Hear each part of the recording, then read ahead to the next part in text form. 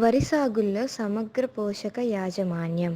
సమగ్ర పోషక యాజమాన్యం భూసార పరిరక్షణకు, ఉత్పత్తి స్తబ్దతను అధిగమించటానికి రసాయనిక ఎరువులతో పాటు సేంద్రియ లేదా జీవన ఎరువులను వాడి పైరుకు సమతుల్యంగా పోషక పదార్థాలను అందజేయాలి.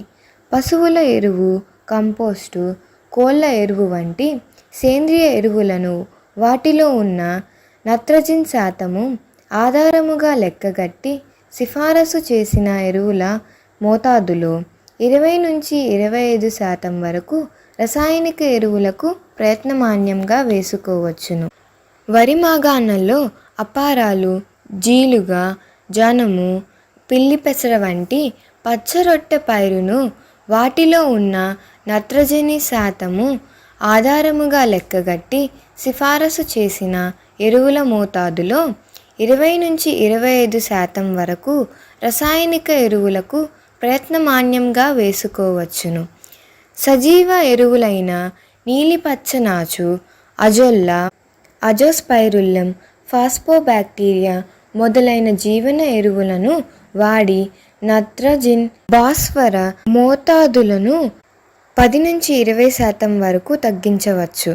నీలి ఆకుపచ్చ శైవలాలు, నాచు వీటిని వరి పొలాల్లో వేస్తే ఎకరాకు 10 కిలోల నత్రజని పైరుకు అందుతుంది.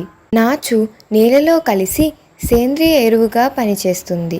నాచును పొడి చేసి వరి నాట్లు వేసిన 7-10 రోజుల మధ్య మడిలో పలుచగా నీరు నిలవగట్టి ఎకరాకు 4 కిలోల నాచు పొడిని ఇసుకతో కలిపి మడి అంతా సమానముగా పడేటట్లు చల్లాలి.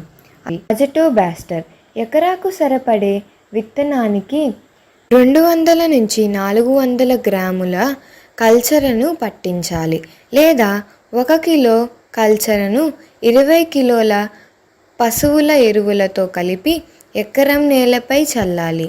దీని వలన ఎకరాకు 8-16 కిలోల నత్రజని పైరుకు అందుతుంది. అజోస్పైరుల్లం దీన్ని కూడా అజటోబాక్టర్ వలె వాడాలి. ఫాస్ఫోబాక్టీరియా ఇది భాస్వరపు జీవన ఎరువు. భూమిలో లభ్యం కాని స్థితిలో ఉన్న భాస్వరాన్ని లభ్యమయ్యేలా చేస్తుంది. ఎకరాకు సరిపడే విత్తనంతో 200-400 గ్రాముల కల్చరను పట్టించాలి. లేదా 1 కిలో కల్చరను 20 కిలోల పశువుల ఎరువులతో కలిపి ఎకరం నేలలో వేయాలి.